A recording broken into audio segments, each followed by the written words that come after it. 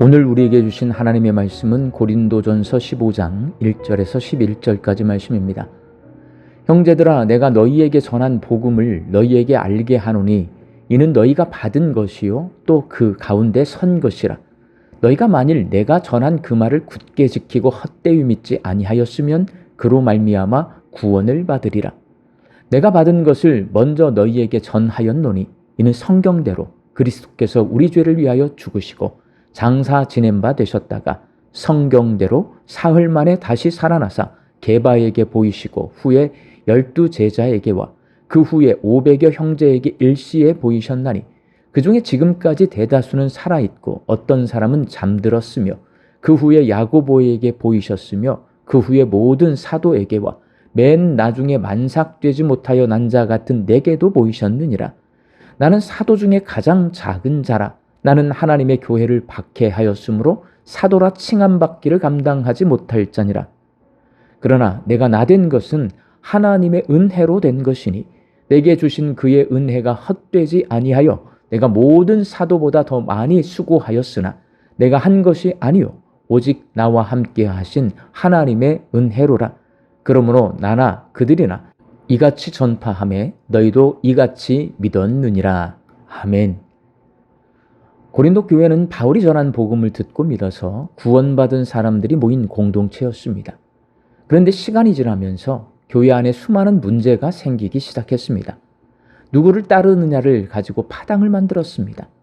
우상제물을 먹는 문제로 서로 판단했습니다.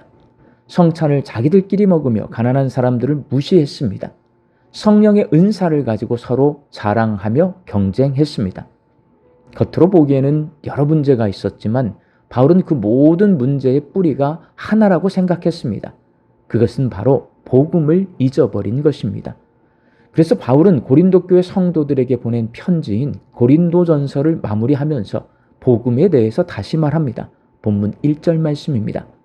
형제들아, 내가 너희에게 전한 복음을 너희에게 알게 하노니 이는 너희가 받은 것이요 또 그 가운데 선 것이라.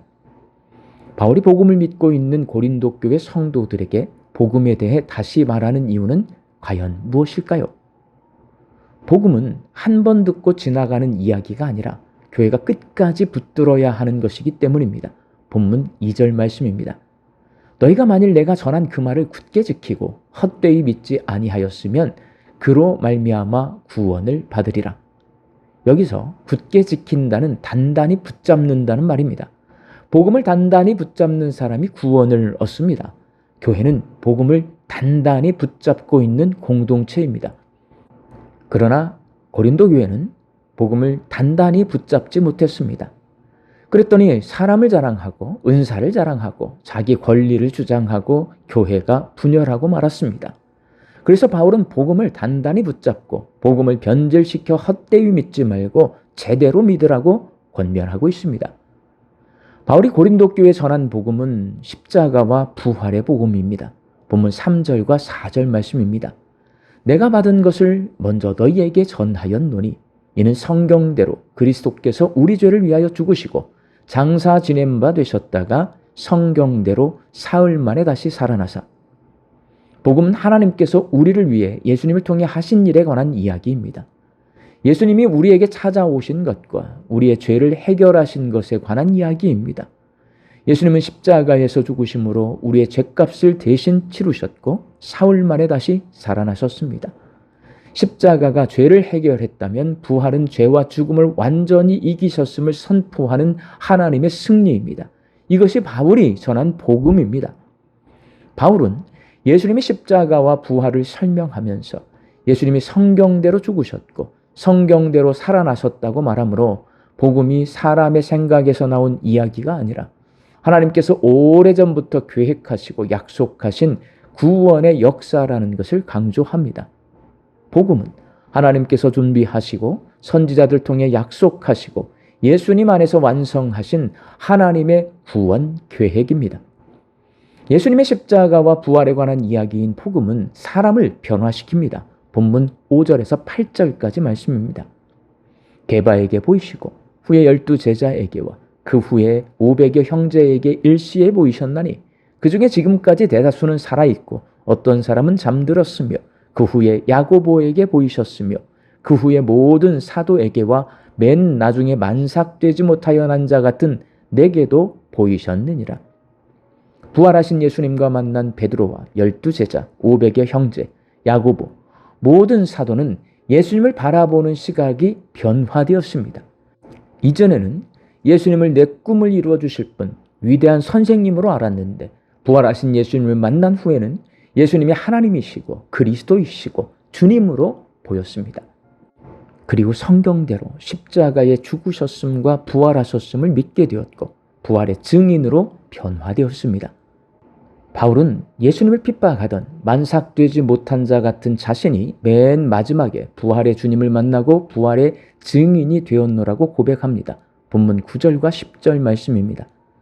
나는 사도 중에 가장 작은 자라 나는 하나님의 교회를 박해하였으므로 사도라 칭함받기를 감당하지 못할 자니라.